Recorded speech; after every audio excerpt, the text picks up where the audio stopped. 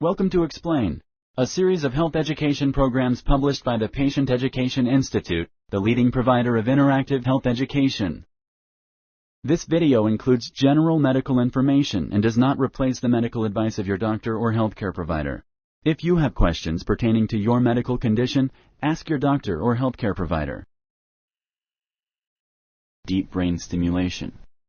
Introduction.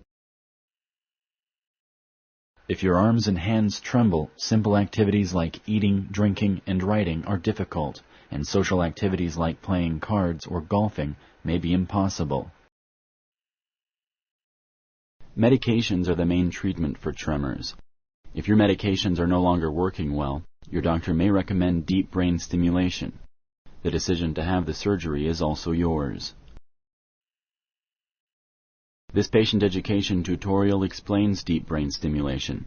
It discusses its benefits and risks, what to expect after the procedure, and how to care for the deep brain stimulation system. Tremor. Tremor is the repetitive involuntary tightening and relaxation of muscles. Some people have tremor only on one side of their body, and others have tremor on both sides. Essential tremor is the most common movement disorder. It is sometimes called familial or hereditary tremor because it is often inherited. The tremor usually affects the arms or hands. Tremor is the most obvious while the arm is in one constant or fixed position or when performing an action. Most individuals with essential tremor have a mild form, but others progress to severe flapping movements. Essential tremor usually affects both sides of the body and is made worse by stress or anxiety. Parkinson's disease is a primary cause of neurological disability in people over 60 years of age. Many of those affected suffer from tremor. Parkinsonian tremor most often occurs in the arms or hands while they are at rest or in a fixed position. Tremor usually begins on one side and progresses to both sides within a few years. Stress and fatigue may aggravate Parkinsonian tremor. Deep inside the brain is a walnut-sized structure called the thalamus. Thalamus is a Greek word meaning inner room. Most of the messages about the body's motion that are needed to control movement pass through the thalamus. In people with tremor, these messages are not transmitted correctly. Alternative treatments. Drug therapy is the traditional treatment for tremor. Surgical methods that destroy a part of the brain are also sometimes used. They used to be very common operations for patients with tremor until deep brain stimulation was perfected. Deep brain stimulation suppresses tremor through electrical stimulation delivered by an implanted device. If drug therapy is not effective in controlling your tremor, you may be a candidate for this therapy. This tutorial discusses deep brain stimulation surgery. Sponsored by the Patient Education Institute. www.patient-education.com. Over 5,000 videos and interactive tutorials. Deep brain stimulation. The thalamus is the area of the brain where motion messages are processed. Scientists found that by sending electrical stimulation to the thalamus, tremor may be suppressed or restrained. This treatment is called deep brain stimulation therapy. Deep brain stimulation consists of putting a device in the thalamus. It is similar to a long needle and sends electrical stimulation to the deep parts of the brain. This device is known as an electrode. The implanted device can be turned on or off by the patient. When turned on, it can reduce the tremor, resulting in improved use and function of the body part affected by the tremor. Tremor will return when the system is turned off. Deep brain stimulation helps control tremor, but it does not cure it. The deep brain stimulation device includes 4 components. 1. The lead wire or the electrode. 2. The extension, the electrical wire that connects the lead wire to the pulse generator. 3. The pulse generator, the battery, and the small computer chip that generates and regulates the electric current that flows into the brain. 4. The remote control or handheld controller, which is used to turn the stimulator on and off. The lead wire is an insulated wire with 4 electrodes at the tip. This lead is implanted into the thalamus, where the electrodes deliver electrical stimulation. The lead is connected to an extension, basically another thin insulated wire that connects the lead to the pulse generator. This extension is threaded under the skin from the top of the skull to the chest area near your collarbone. The pulse generator is like an advanced pacemaker. It is a small sealed metal and plastic device with a battery. The pulse generator creates the electrical pulses needed for stimulation. It is connected to the extension and implanted in the chest area near your collarbone. Some physicians implant it in the abdomen. The handheld controller is a small handheld remote control that allows you to turn the system on and off. Some handheld controllers are magnets, and some allow you to increase or decrease stimulation. Deep brain stimulation partially or completely suppresses the tremor in about 80% of patients. It does not work for all patients. Procedure. The physician who will perform the operation is a neurosurgeon. A team of specialists that will evaluate your medical condition and tremor will assist the neurosurgeon. A neurologist who specializes in movement disorders evaluates your tremor through rating scales, handwriting samples, and possibly videotaping. Deep brain stimulation surgery involves 2 stages. A, the lead implantation and test stimulation stage, and B, the battery pack implanting stage. The 2 stages of deep brain stimulation surgery can happen at the same time, or the surgeon can schedule them at a different time. If they happen at the same time, the entire procedure may take 4 to 8 hours. The purpose of the test stimulation is to determine if deep brain stimulation can help control your tremor without undesirable side effects. During this procedure, you will be awake in order to answer questions. This is not painful. First, the neurosurgeon attaches a stereotactic frame to your head. This is a device that stabilizes your head. It also helps the neurosurgeon locate the thalamus. Although local anesthetic is used to numb the areas where the frame is secured, you may feel pressure and some discomfort as it is attached. Some neurosurgeons prefer to clip most of the hair on a person's head before attaching the stereotactic frame. Other doctors may wait to remove hair until a patient is in the operating room. Hair is clipped to avoid the risk of infection. Once the stereotactic frame is in place, an image of your brain will be taken using either magnetic resonance imaging, MRI, or computer-assisted tomography, CT scan. From these images, the neurosurgeon will check the position of the frame and take measurements to locate the position of the thalamus. This is done using computers. In the operating room, you will see the neurosurgeon, who will lead a team of highly skilled healthcare professionals. The first task is to position the lead before the testing of tremor suppression begins. The neurosurgeon makes a small hole about the size of a dime in your skull. This is done under local anesthetic and mild sedation. Still, you may feel some pressure. The neurosurgeon then inserts the thin lead into your thalamus. Since brain tissue itself does not sense pain, you most likely will not feel any pain during this part of the procedure. Once the lead is in place, the neurosurgeon connects it to an electrical stimulator. When the stimulator is turned on, the neurosurgeon and other team members evaluate the lead location and stimulation strength. They may ask you to hold a cup, stretch your arms out and bring your fingers together, or draw spirals. You will also be asked if you feel things like numbness and tingling. Your speech will also be evaluated. Depending upon your responses, the neurosurgeon will adjust the lead placement and stimulation level. If tremor cannot be suppressed, or if there are side effects that cannot be controlled, the lead may be removed and the procedure will not continue. If the therapy controls your tremor, the DBS system will be implanted. The extension and the pulse generator may be implanted during the same procedure or at a later time. Implanting the extension wire in the battery pack usually requires general anesthesia. This means you'll be asleep. The pulse generator is implanted into your chest near your collarbone and is connected to the lead by an extension wire. The extension is threaded under your skin from the top of your head to the pulse generator. The incisions are then closed with stitches. Then you are prepared for the recovery room. The system may be left off until several days or weeks after surgery. Risks and complications. This procedure is safe. There are, however, several possible risks and complications. These are very unlikely but possible. You need to know about them just in case they happen.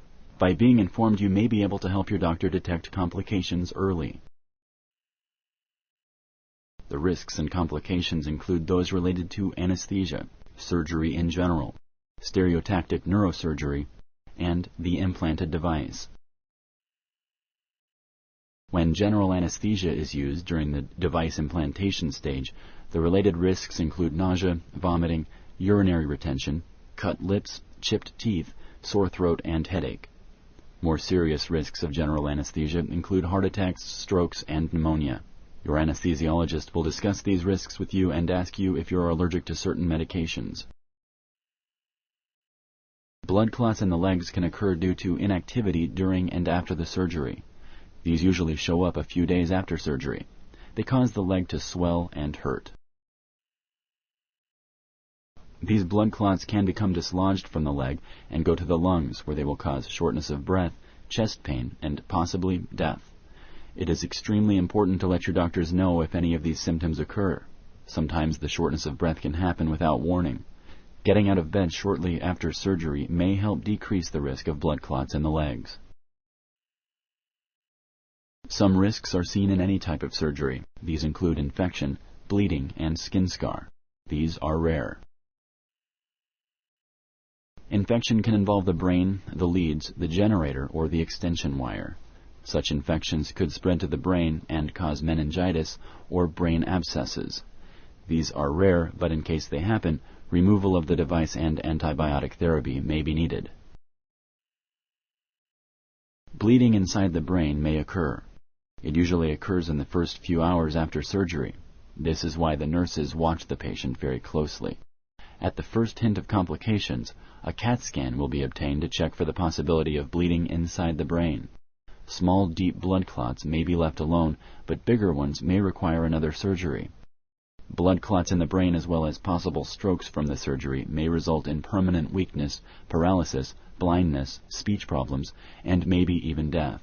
These are very rare. The skin scar on the scalp is usually covered by hair growth. There also may be a slight bump on the top of the head. This is usually not visible under your hair. In the chest area, the pulse generator may bulge slightly under your skin, but it is not noticeable under clothes.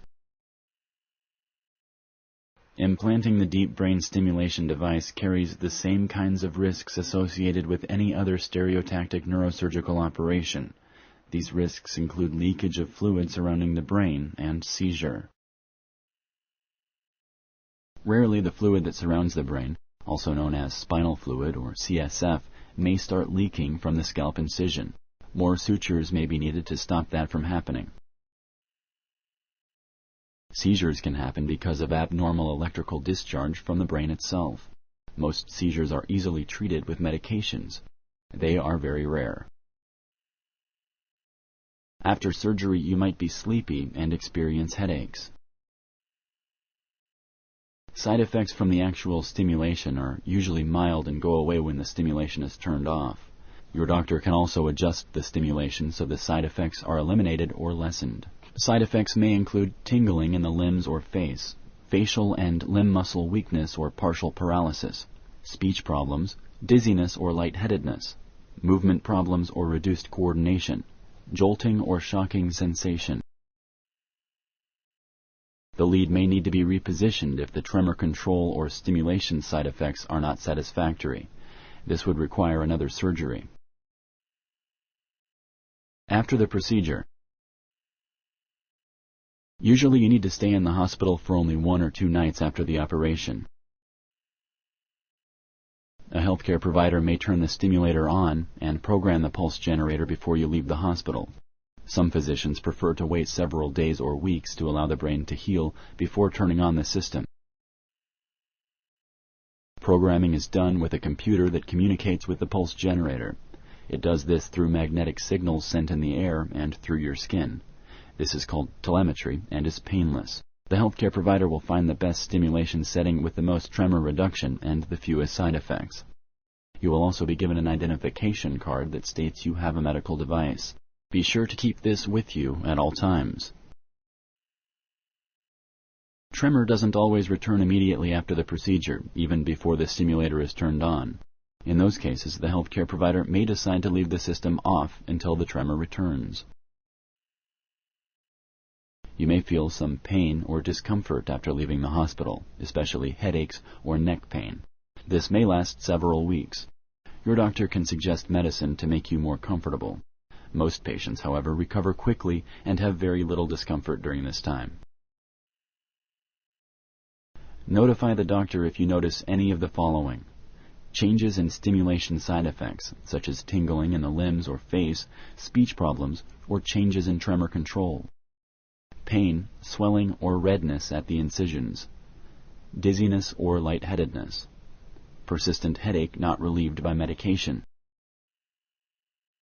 Take medicines as prescribed by your doctor. If you have Parkinson's disease, medicines may help control the other symptoms. Self-care. The Deep Brain Stimulation system is easy to turn on and off with a handheld controller. You can use household appliances, computers, and cellular phones with the system on. It is also safe for you to pass through metal detectors in airports. Your pulse generator may set them off, so always carry your identification card. You may want to request assistance to bypass the detectors. Approach theft control devices in stores with caution. They may cause you to feel uncomfortable stimulation. Walk up within a few feet to the theft detector. If you don't feel anything unusual, walk directly through the theft detector area. Make sure to keep in the middle between the two pillars. Tell your family physician and dentist that you have an implanted device. If you need a special medical test, be sure to tell the clinician about the system. Do not have medical tests without first checking with your doctor. Avoid the following tests and equipment: magnetic resonance imaging or MRI, ultrasound, electrocautery, deep heat therapy or diathermy. When you leave the hospital, you will be scheduled for a follow-up visit with the neurosurgeon, usually 7 to 14 days after the operation. Your physician will also schedule a follow-up visit to start the programming of your deep brain stimulation system or adjust stimulation if it has already been started. After that, you'll visit the clinic once or twice a year for a checkup. Your physician sets the timing of these visits. The pulse generator will last about 3 to 5 years at typical settings. How long it lasts depends on how many hours a day it is used and how it is programmed. Your doctor can give you a better estimate of how long the battery will last once the pulse generator is programmed. If you feel that you don't need it and can sleep comfortably without it, turn off your pulse generator at night. This helps conserve the battery. During follow-up visits, your doctor will check the battery. If the battery is depleted, the pulse generator will be replaced.